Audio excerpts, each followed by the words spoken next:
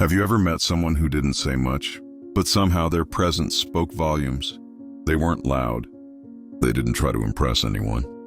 They didn't seek attention. Yet when they walked into a room, people noticed. People respected them. People remembered them. That's what it means to be silently irresistible. It's not about flashy clothes, forced charisma, or being the life of the party. It's not about always having something clever to say. It's about something deeper, something quieter, something real. There's a kind of energy that doesn't need to announce itself. A presence that's calm, steady, self-assured. It doesn't shout, it doesn't chase.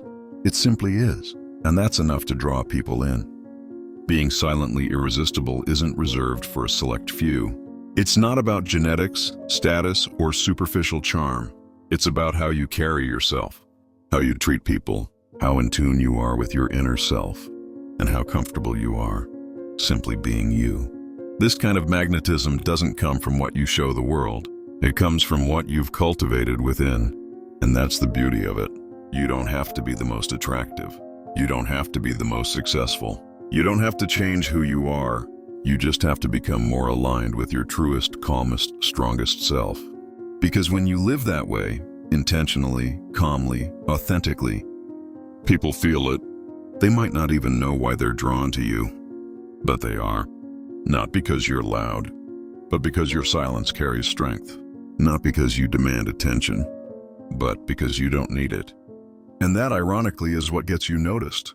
That's the power of quiet confidence. And here's the truth. In a world full of noise, those who master silence stand out. In this video, we're going to uncover 9 Stoic-based habits that will help you become silently irresistible. Not with gimmicks, not with tricks, but with timeless, grounded practices that cultivate calm presence, inner power, and quiet magnetism. These habits are inspired by the wisdom of ancient Stoics. Think Marcus Aurelius, Epictetus, Seneca. They lived by a code that prioritized inner discipline, emotional clarity, and stillness in chaos. And what they left behind is a blueprint for becoming the kind of person the world respects. Not because of volume, but because of depth. We're going to explore habits that help you radiate calm even when others lose control. Speak less but mean more. Move through the world with purpose, not pressure. Show strength without ever needing to say it. And build a presence that people feel, even after you've left the room. And the best part? You don't need to become someone else. You don't need to chase attention. You don't need to perform. You just need to reconnect with what's already within you. Your calm, your clarity, your quiet strength. By the end of this episode, you'll begin to understand that true attraction, lasting, meaningful, unforgettable attraction, doesn't come from chasing attention. It comes from mastering presence. So, let's begin. Because becoming silently irresistible isn't about being seen. It's about being felt. In a world that rewards volume, chaos, and constant reaction, stillness is a quiet form of rebellion. To own your inner stillness means to remain composed when others unravel, to stay calm when the world around you is loud, and to build a deep-rooted peace that can't be shaken by surface noise. This is one of the most silently irresistible traits a person can have. Because when everyone else is chasing validation, arguments, distractions, applause, you stand still, not because you're frozen, but because you're grounded. There's an undeniable strength in someone who doesn't need to react, who doesn't rush to speak, who doesn't crumble under pressure, who can observe before responding. That person becomes the anchor in every room, and people notice. They don't always say it, but they feel it. They trust it. They're drawn to it. Stillness is not passivity. It's not weakness. It's not apathy. Stillness is clarity under pressure. It's self-control in moments of chaos. It's being able to sit with discomfort without needing to escape it. The Stoics knew this deeply. Marcus Aurelius wrote, "Nowhere can man find a quieter or more untroubled retreat than in his own soul." That is the essence of inner stillness. Being at peace within yourself, no matter what's happening outside of you. Because the truth is, you can't control the world, but you can control how you show up in it. When you own your stillness, you become unshakable. And that energy, it speaks louder than words ever could. People are naturally drawn to calm energy. Why? Because it's rare, because it's comforting, because in your stillness they feel safe. There's a magnetic pull to someone who doesn't flinch, doesn't panic, doesn't compete for attention. You become the eye of the storm, the calm center, the quiet strength people lean toward when everything else feels unstable. So how do you cultivate this stillness? It starts with awareness. Notice your internal reactions. When do you feel the urge to speak quickly, to defend yourself, to interrupt, to fill silence just so it doesn't feel awkward? Those urges are signals. They're not flaws, but they are opportunities. Opportunities to pause, to breathe, to respond rather than react. The next time you feel tension rise in your body, try this. Pause. Breathe in slowly. Don't respond immediately. Let the moment settle. You'll be surprised how powerful that pause can be. Not only will you feel more in control, others will start to see you differently. They'll feel your presence in that silence. Another practice. Protect your peace. Stillness doesn't survive in noise. That means being intentional with what you consume. Social media, constant notifications, chaotic environments. They train your brain to react, not reflect. Spend time daily in silence. No music, no scrolling, no distractions. Just silence. Whether it's a 10-minute walk or sitting in a quiet room with your thoughts, create space for your inner world to settle. It's in those moments that you reclaim your power. It's in those moments that your stillness deepens. Stillness also means letting go of the need to prove yourself. You don't need to outtalk anyone. You don't need to win every argument. You don't need to justify your existence. When you know who you are, you don't need to announce it. You live it. You walk it. And that in itself is enough. Let others be loud. Let them perform. Let them chase approval. You stay grounded. You observe. You move with purpose. And when you speak, people listen. Because your words come from depth, not impulse. This is what Stoicism teaches us. To be ruled by reason, not emotion.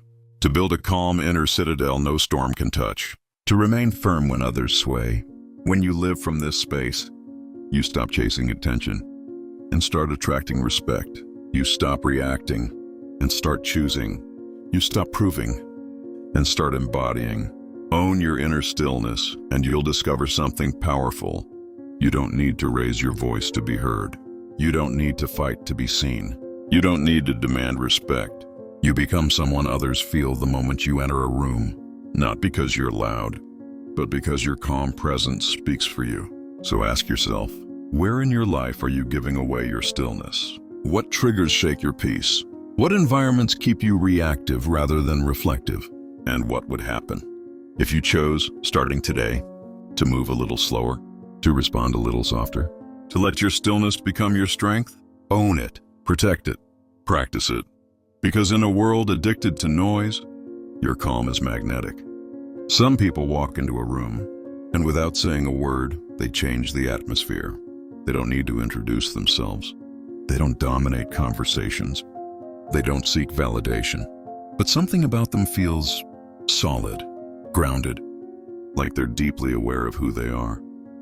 And that awareness fills the space around them. That's presence.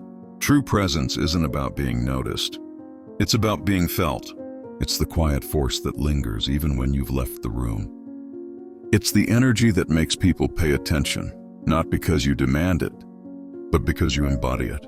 The Stoics understood this deeply. They believed that how you carry yourself speaks louder than anything you say. Your posture, your energy, your stillness, your awareness.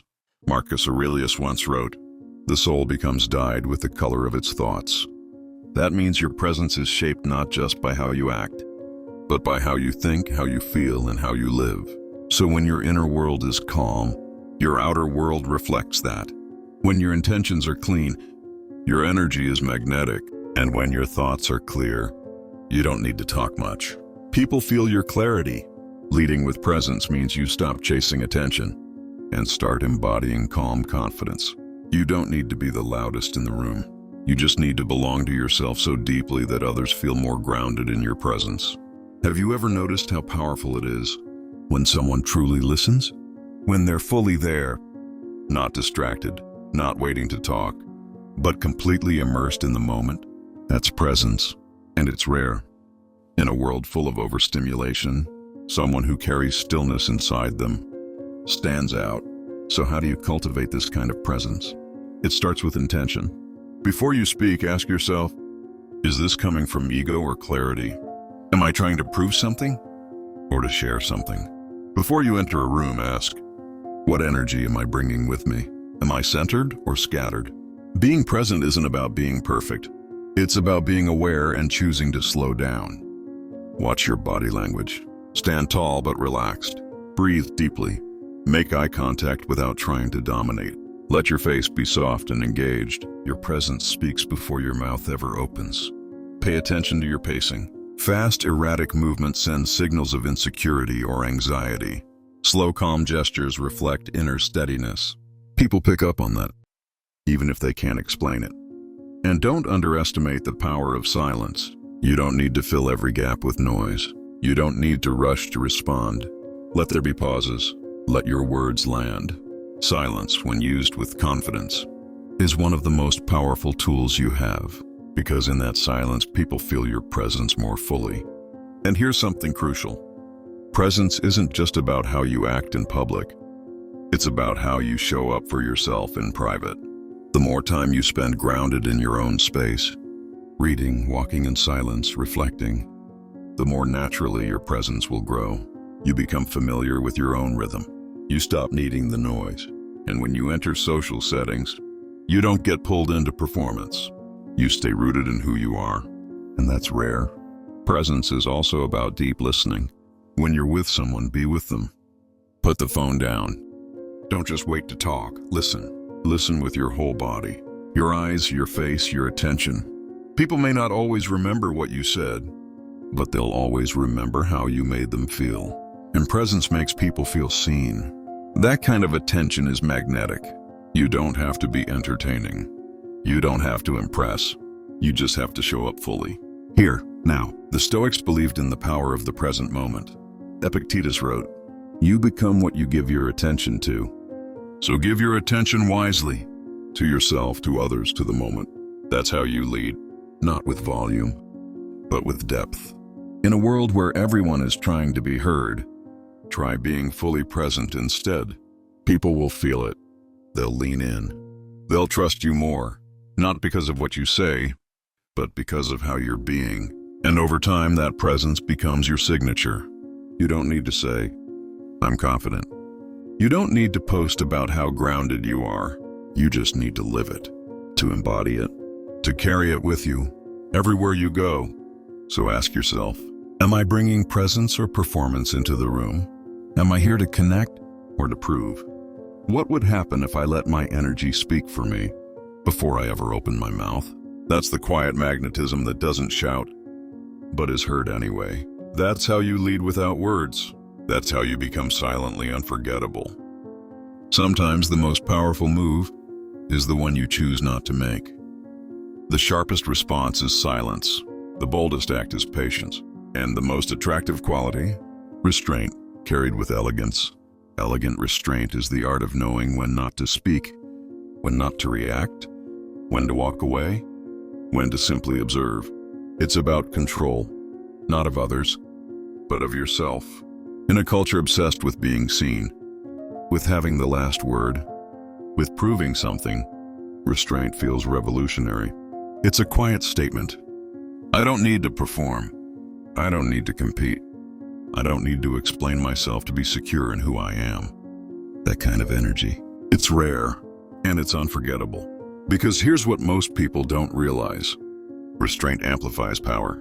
When you don't react impulsively, when you hold space instead of filling it, when you speak less but move with intention, people listen more closely. They lean in. They take you seriously. Not because you're demanding their attention, but because you've made your attention selective.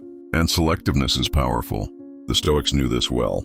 Epictetus taught, be silent or let your words be worth more than silence. That isn't about being passive. It's about being intentional. Restraint is not weakness. It's not avoidance. It's strength under control. Think of someone you admire, someone who carries themselves with quiet dignity. They don't overshare. They don't gossip. They don't lose their cool over every small thing. They protect their energy. They protect their peace. And they move with purpose. That's elegant restraint. So how do you practice it? First, slow down. Most overreactions come from speed. We speak before we think. We act before we feel. We respond before we understand. When you pause, even for just a moment, you interrupt that autopilot. You give yourself space to choose. And that choice? That's your power. Practice the pause. Before responding to criticism, pause. Before posting online, pause. Before correcting someone, pause. Ask yourself, does this need to be said? Does it need to be said by me? Does it need to be said right now? Most of the time, it doesn't. And in choosing not to speak, you communicate something far stronger. Discipline, composure, wisdom, another key to elegant restraint. Don't overshare.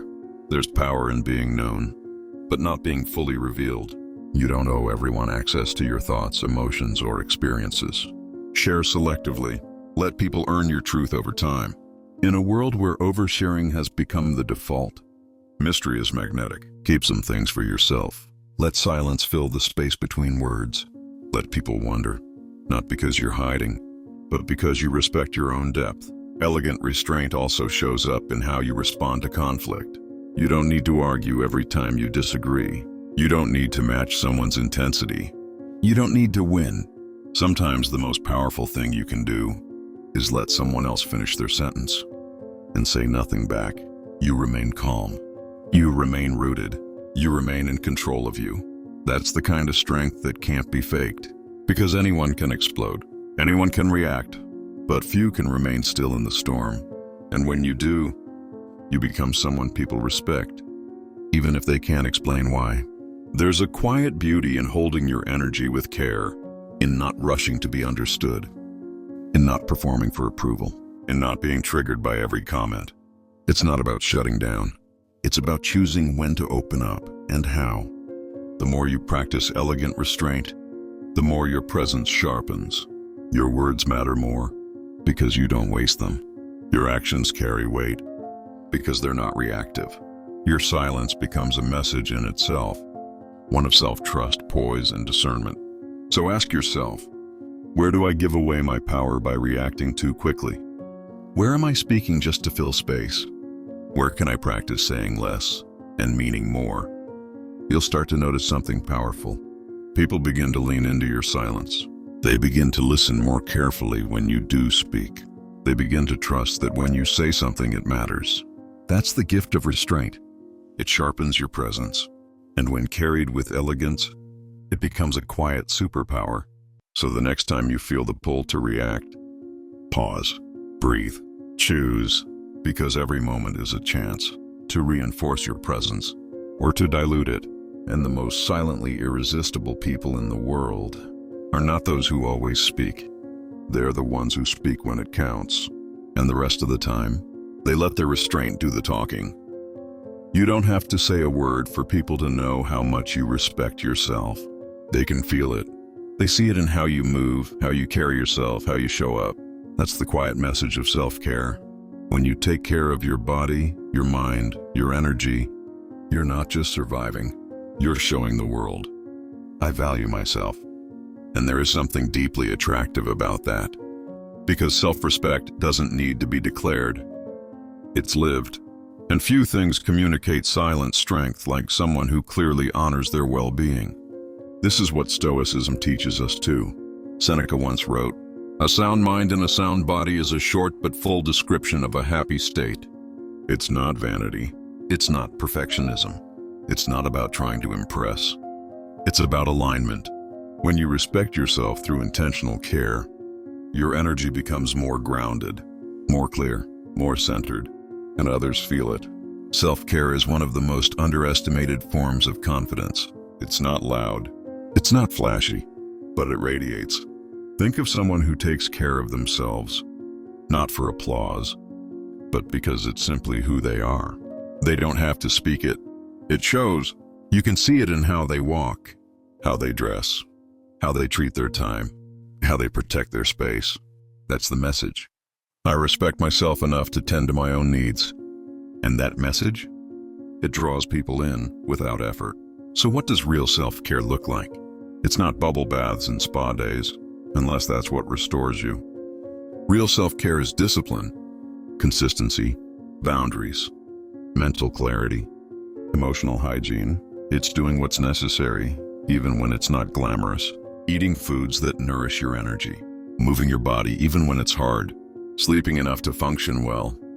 Saying no when you need rest. Turning off your phone to reconnect with your mind. It's recognizing that you're not a machine, and you don't need to run yourself into the ground to prove your worth. Self-care is saying, my peace matters. My health matters. My presence matters. Because when you don't care for yourself, you're more reactive, more scattered, more drained. But when you do, you create space to show up as your highest self. And people notice. The most silently attractive people are often those who live in alignment with their well-being. They're not always the best looking. They're not always the fittest, but there's a glow to them, a calm aliveness. Why? Because they're not at war with themselves. They don't neglect their needs. They don't abandon their peace. They don't betray their limits. And that self-honor, it builds trust. Because if you can care for yourself, others instinctively feel you're someone who can care for them too. But here's the truth. Most people neglect self-care not because they're lazy, but because they don't believe they're worthy of it. So ask yourself, am I treating my body like it deserves to thrive? Am I protecting my peace like it's sacred? Or am I constantly running, burning, and pushing as if my needs don't matter?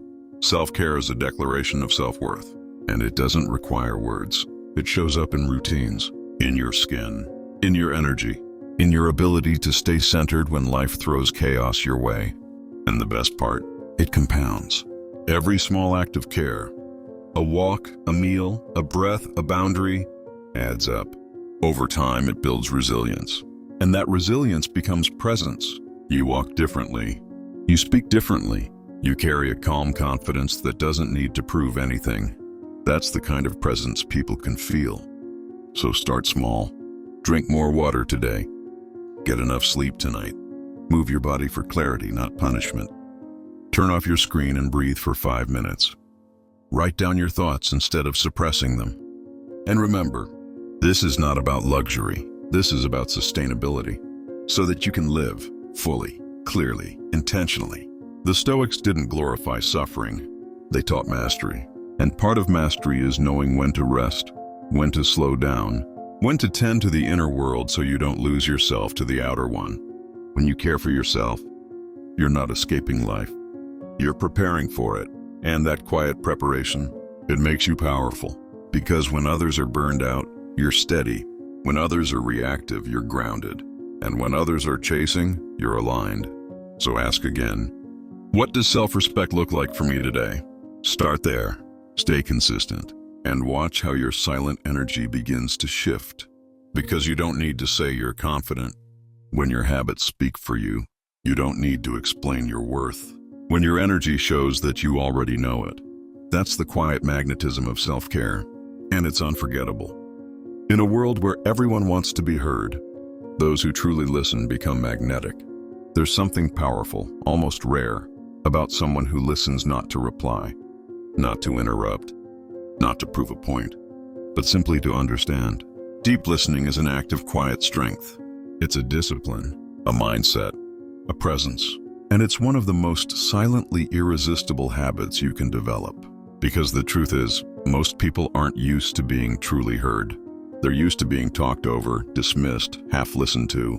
They're used to sharing just enough before the conversation shifts back to someone else. So when someone shows up with full attention, no phone, no rush, no performance, it creates a shift. That presence, that quiet validation, it draws people in. Because when you truly listen to someone, you're not just hearing their words, you're making them feel seen. And in today's world, that's rare. Stoic philosopher Epictetus once said, "We have 2 ears and 1 mouth so that we can listen twice as much as we speak." He wasn't just talking about conversation. He was pointing to a way of life, a way of moving through the world with awareness, humility, and intention. Listening deeply doesn't make you passive. It makes you powerful, because you're absorbing more, understanding more, responding with clarity, not ego. When you listen fully, you gain access to what's beneath the surface. Emotion, nuance, truth. And that makes your responses more impactful, because they come from understanding, not assumption. So how do you practice deep listening? It begins with presence. When you're in conversation, be there, not halfway, not thinking of your next sentence, not scanning the room or scrolling your phone. Be fully there. Give the person in front of you your eyes, your attention, your curiosity. Let them feel that you're with them, not because you're trying to impress, but because you're choosing connection over distraction. People can feel when you're pretending, and they can feel when you're sincere. So let your stillness speak. Let your body be calm. Let your mind slow down enough to receive. That's the foundation of deep listening. Next, stop rehearsing. We often listen with half our brain, while the other half is preparing what we'll say next. A clever response, a counterpoint, a story to match theirs. But when you're doing that, you're not really listening. You're performing. Deep listening means letting go of the need to respond immediately. It means holding space, letting silence live, letting the other person finish fully. It's okay to pause before you speak. In fact, that pause is powerful. It shows that you're considering their words, not just waiting for your turn. And in that pause, people feel safe, heard, respected. Another practice. Listen to what's not being said. The tone, the body language, the emotion behind the words. Sometimes someone says, "I'm fine," with a voice that trembles. Sometimes someone laughs while holding back tears. Deep listening means tuning into more than just language. It means being present enough to notice energy, discomfort, longing. And when you do, you build trust. You create emotional safety. You become someone people open up to, not because you ask all the right questions, but because you bring the right presence. There's something quietly irresistible about a person who knows how to hold space. They don't interrupt. They don't dominate. They don't rush. They receive. And that receiving energy is magnetic. It creates connection. It softens walls. It turns conversations into something more meaningful. So ask yourself, do I really listen when others speak? Or do I wait for my turn to talk? Am I offering presence or performance? Start noticing your own patterns. The next time someone speaks to you, pause. Make eye contact. Let their words land. Breathe before replying. And when you do speak, speak with clarity. Speak with intention. Speak less and mean more. Because people remember those who made them feel heard.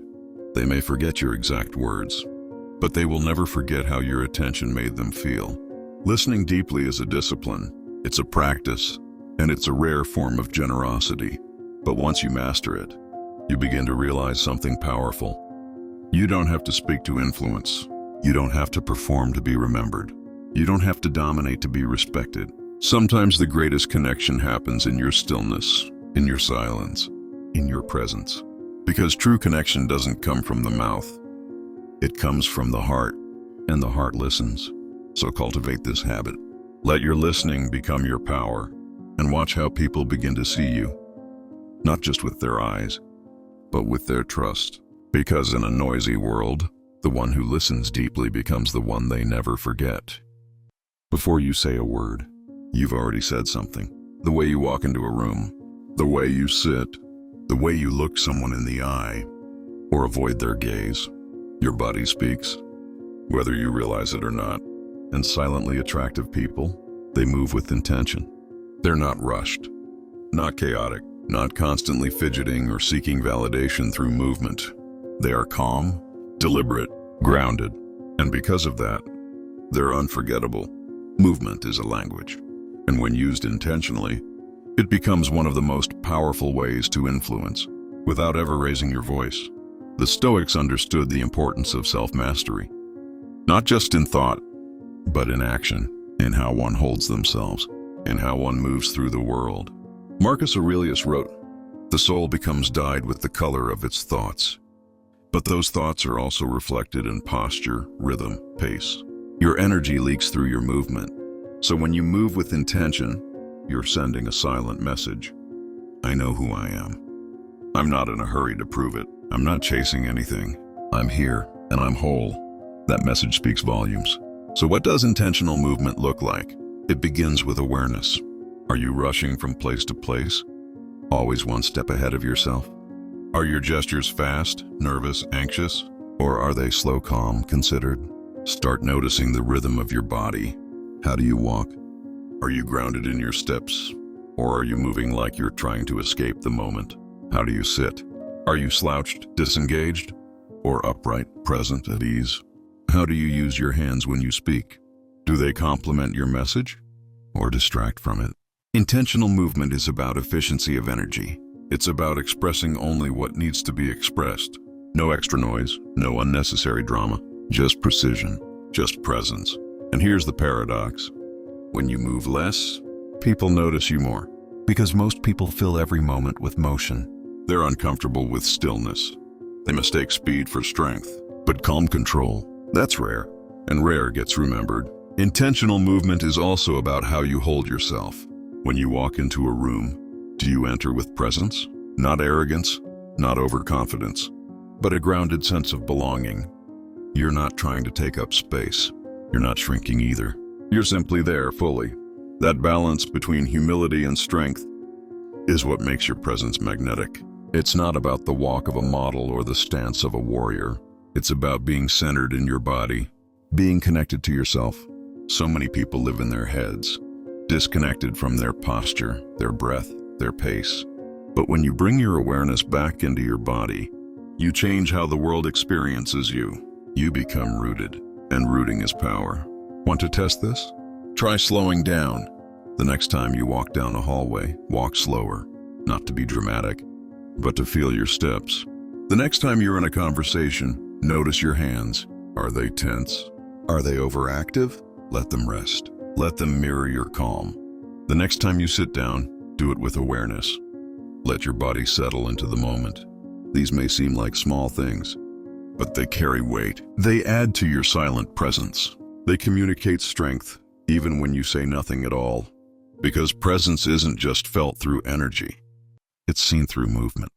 And the more in tune you are with your body, the more naturally that presence flows. But this isn't about performing control. It's not about looking perfect. It's about embodying stillness, moving from a place of peace. When your movements are aligned with your mind, you become coherent. And coherence is compelling. So ask yourself, how does my body speak when I enter a room? Am I leading with tension or ease? Am I sending signals of security or insecurity? Because even if you never speak, your body already has. And when your body language matches your inner calm, people trust you. They feel drawn to you, not because of your words, but because of your presence. And presence lives in movement. So start paying attention. Refine the small things. Stand with poise. Walk with purpose. Gesture with clarity. Not to perform, but to reflect the calm that lives inside you. The more you move with intent, the less you need to explain. Your body will speak for you, and what it says will be unforgettable. In a world where everyone is sharing everything, what you choose to keep to yourself becomes sacred and rare. Mystery isn't about being distant. It's not about playing games or hiding who you are. Mystery is about intention. It's about depth. It's about knowing that not everything needs to be said, and that some things gain power by remaining quiet. There's something silently irresistible about someone who doesn't reveal everything all at once. Someone who moves with confidence, but doesn't feel the need to explain themselves. Someone who shares when it matters and holds back when it doesn't. That's presence. That's confidence. That's mystery. And it's magnetic. Because when you leave room for curiosity, people lean in, they wonder. They feel drawn towards something they can't quite define. And that pull, that sense of not fully knowing, creates an energy that words could never produce. The Stoics understood this well. They taught restraint, not just in emotion, but in expression. Epictetus wrote, "If you want to improve, be content to be thought foolish and stupid." Why? Because you don't need everyone to understand you. You don't need to be fully seen by everyone. You just need to live in alignment with yourself. That's real freedom. That's real power. Mystery isn't about being aloof. It's about being selective. And that selectiveness says something silently powerful. I'm not here to be consumed. I'm here to be experienced, genuinely, intentionally, over time. And that kind of energy, it's unforgettable. So how do you protect your mystery? It starts by not oversharing. We live in a time where the default is exposure. Everyone posts every thought, every detail, every emotion in real time. But silence, intentional privacy, has become a form of strength. Not everyone needs to know what you're working on. Not everyone deserves access to your inner world. Not every victory needs a caption. Not every struggle needs to be shared. Hold something back. Let people earn access to you. Let your story unfold slowly. Not because you're hiding it, but because it deserves care. Another way to protect your mystery: speak less than you know. Let your knowledge show through calm action, not loud explanation. The smartest person in the room often says the least, not because they don't have something to say, but because they don't feel the need to prove it. They listen, they observe, and when they do speak, every word carries weight. That restraint, it's rare, and it leaves a mark. You don't have to explain your every decision. You don't need to justify your path. Let your life speak. Let your consistency speak. Let your energy speak. Because when you live this way, people start to wonder. And that wondering is what keeps you in their mind. But mystery also means being unapologetically you, without putting everything on display. You can be warm without oversharing. You can be open without being exposed. You can connect deeply while still keeping certain parts sacred. It's a balance. It's an art. And when you master it, you become someone who's not only interesting, but deeply respected. People start to see you as someone with layers, not just someone seeking attention. They don't feel like they've figured you out. And that's what makes you memorable. Mystery also builds trust. When you don't speak just to speak, when you don't share just to fill silence, others sense that your words matter, that your energy is intentional, that your connection is sincere, and they respect you more for it. So ask yourself, am I sharing to connect or to be seen? Am I giving away too much too soon? What would happen if I spoke less and let others lean in more? Remember, you don't owe anyone full access to your story, especially not right away. Protect your mystery, not to build walls, but to protect your depth. And here's what's beautiful about it. The right people won't be frustrated by your calm. They'll be drawn to it. They won't need you to perform or overexpose. They'll appreciate your rhythm, your stillness, your quiet power. And in a world full of oversharing and noise, your mystery becomes a breath of fresh air. You become someone they can't scroll past, someone they think about later, someone who stays in their mind long after the moment ends. Because you didn't give them everything. You gave them presence, and you held the rest with grace. So live with openness, but guard your sacredness. Let people feel your depth, without needing to see the bottom. That's the art of mystery. That's the silence that speaks louder than words. There's a quiet kind of power in someone who doesn't overreact, in someone who feels deeply, but doesn't let emotions run the show, in someone who responds with clarity, not impulsiveness. That's emotional precision. And it's one of the rarest forms of silent magnetism. Because in a world that glorifies drama, the one who stays calm becomes unforgettable. Emotional precision is not about suppressing how you feel. It's about knowing how you feel and choosing with awareness how and when to express it. It's not the absence of emotion. It's the mastery of it. The Stoics weren't emotionless. They believed emotions were natural. But they also believed in not letting emotions rule you. Marcus Aurelius wrote, "You have power over your mind, not outside events. Realize this, and you will find strength." That's emotional precision, knowing what you can control, knowing what deserves your energy, and being intentional with your emotional response. Because let's be honest, most people react without thinking. A rude comment, they snap back. An inconvenience, they spiral. A disagreement, they explode or withdraw completely. And all of it is leakage, leaking energy, leaking control, leaking presence. But those who've mastered their emotional energy, they don't flinch, they don't fall apart. They observe, They breathe. They choose their response. And that choice, that self-control, that emotional clarity, it draws people in. Why? Because calm is safe, and safety is attractive. People may not realize it consciously, but they trust those who don't get rattled easily. They lean toward those who can feel emotion without becoming it. So how do you develop emotional precision? Start by practicing awareness before reaction. When something triggers you, pause. Notice the emotion rising: anger, sadness, frustration. Name it silently. I'm feeling irritation. I'm feeling disappointment. I'm feeling pressure. Just naming it creates space. It reminds you, this is a feeling, not a command. You don't have to obey it. You don't have to act on it. You can sit with it, and from that still place, you choose your response. That's power. Another layer of emotional precision. Don't over-explain your emotions to earn validation. You don't need to justify every feeling. You don't need to make people agree with how you feel. You simply need to own your emotional experience without projecting it onto others. That ownership is magnetic. It shows maturity. It shows strength. It shows leadership. It says, I can feel something without losing myself in it. And people feel safer in your presence because of that. Also, avoid using emotions as weapons.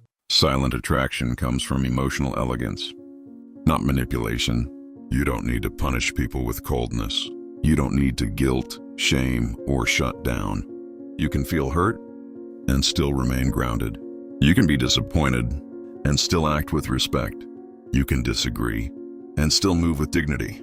That level of control, it's rare because it's easier to explode, easier to react, easier to blame. But those who choose response over reaction, they rise above the noise, and in doing so, they're remembered. Because emotional stability is magnetic.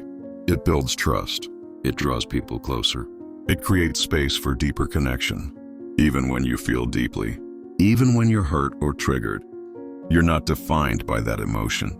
You're aware of it. You witness it. You use it without being used by it.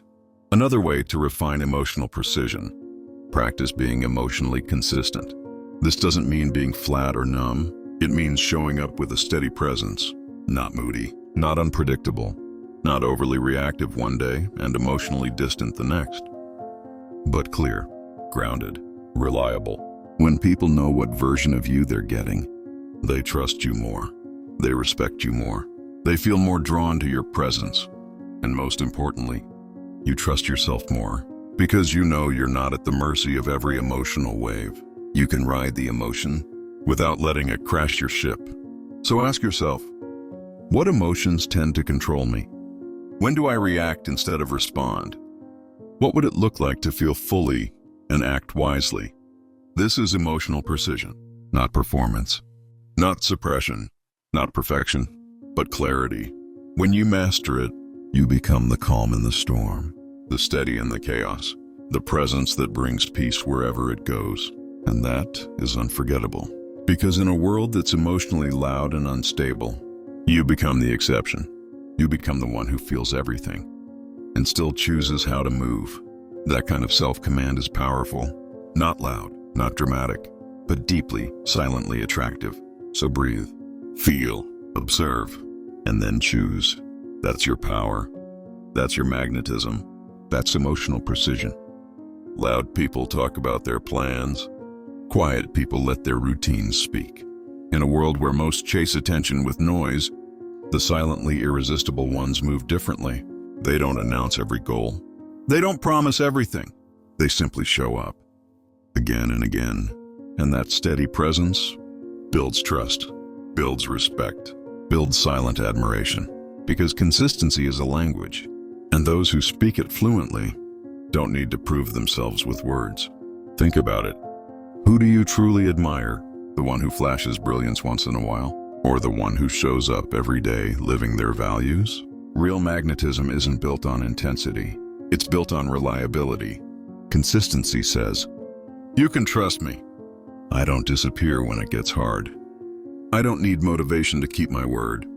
And that kind of energy, it doesn't demand attention, but it draws it anyway. The Stoics lived by this principle, not just in theory but in discipline. Marcus Aurelius wrote, Waste no more time arguing what a good man should be. Be one. That's the essence of consistency. Stop talking. Start embodying. Let your life be the proof. Because when your habits align with your values, you become undeniable. You don't need to impress. You don't need to promote. You don't need to convince. You just live in integrity. Quietly, consistently, and completely. So how do you cultivate this? First, keep small promises to yourself. Most people break their own trust before they break anyone else's. They say, I'll start tomorrow. I'll do better next week. I just need to feel motivated. But consistency doesn't wait for perfect conditions. It shows up regardless. So start with something small. A walk each morning. 10 minutes of journaling. One healthy decision per day. It's not about doing everything. It's about doing something. And doing it again tomorrow. Because confidence isn't built in big moments. It's built in the repetition of small ones. And that repetition becomes rhythm. That rhythm becomes identity. That identity becomes presence. You become someone people trust because you've proven you can trust yourself. Consistency also means showing up when it's inconvenient, when it's boring, when no one's watching, when there's no applause. That's when it counts most. Anyone can perform when it's exciting. Few can persist when it's not. But those few, they stand out quietly, powerfully, because they're not chasing moments. They're building momentum. Another part of consistency is emotional reliability. This means your presence doesn't fluctuate based on your mood. You don't vanish when life gets hard. You don't explode when things go wrong. You remain steady. You show up grounded, calm, and available. And people remember that because we live in a time of emotional volatility, of short attention spans, of half-finished projects and broken promises. So when someone becomes a constant, a steady rhythm in a world of chaos, they become magnetic. Consistency isn't about being perfect. It's about being present. It's about saying, I'll be here, and meaning it. And over time, that presence speaks louder than any performance. So ask yourself, where in my life am I consistent only when it's convenient? What promises have I made to myself and abandoned? What would change if I became reliable, quietly, steadily, relentlessly? Because when you stop performing and start showing up consistently, you stop chasing worth and start living it. Let your habits speak for you. Let your work ethic whisper your discipline. Let your presence reflect your internal order. You don't need to talk about how committed you are. Live it. You don't need to declare your values. Walk them. You don't need to justify your path. Stay on it. Consistency doesn't ask for praise. It doesn't seek validation. It's quiet. It's simple. And it's powerful. It earns trust over time. It builds confidence from the inside out. And it sets you apart in ways noise never could. Because at the end of the day, people don't remember what you promised. They remember what you delivered. They remember the ones who showed up, the ones who followed through, the ones who didn't need to talk big because their presence already said everything. So let your consistency become your voice. Let it do the talking. Let it build your reputation without a single word. That's how silently irresistible people move. Not with noise, but with rhythm. Not with flash, but with trust. Be that person. Start now, and don't stop. You don't have to raise your voice to be remembered. You don't have to take up space to have an impact. You don't need to perform to be respected. You just need to embody presence. Silent, calm, aligned. That's the kind of attractiveness the world can't look away from, even if it doesn't know why. Throughout this episode, you've explored 9 habits, each one built not on noise, but on depth. You learned that owning your inner stillness creates a strength people feel, even when you say nothing. That when you lead with presence, not words, your energy does more talking than your voice ever could. That by cultivating elegant restraint, you don't shrink or explode. You choose when and how to move. You learn to respect yourself through self-care, not for attention, but because your well-being is sacred. You practice the habit of listening deeply, offering the kind of attention that makes people feel seen. You discovered the power of moving with intent, where every action, every glance, every pause carries meaning. You chose to protect your mystery, keeping certain parts of yourself sacred in a world that overshares. You refined your energy through emotional precision, feeling deeply yet acting wisely. And finally, you committed to letting consistency speak for you, knowing that the quiet rhythm of showing up beats any loud promise. These are not tactics. They are not hacks. They are principles. And when practiced, they transform not just how others see you, but how you see yourself. Because silent attractiveness isn't about manipulation. It's not about control. It's about alignment. Living in a way where your energy, actions, and values reflect who you truly are, not who you're trying to impress. And when you live like that, you start to feel different. You start to move slower, stand taller, speak less, mean more. You begin to attract the kind of people and experiences that match your energy, and you stop needing approval from those who never saw you clearly. That's the shift. That's the power. So ask yourself now, which of these habits already lives in you? Which one are you ready to begin cultivating? What would your life look like if you stopped chasing attention and started embodying presence? You don't have to master them all at once. You don't have to become someone else. You just need to take one small, consistent step. Today, practice silence where you once filled the space. Practice stillness where you once reacted. Practice restraint where you once tried to prove. Let people wonder. Let them lean in. Let them feel your calm without ever needing to explain it, because your energy will speak for you, and what it says will echo long after the conversation ends. Thank you for listening, and thank you for choosing to grow, not louder, but deeper. If this episode spoke to you, take a moment to reflect. Maybe journal.